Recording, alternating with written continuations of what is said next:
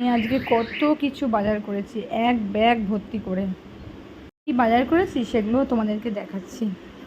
বেগুন, পেয়ারা, কলা, বাজারের থেকে সব থেকে দামি জিনিস টমেটো। সবাই বলো এটা কি জিনিস?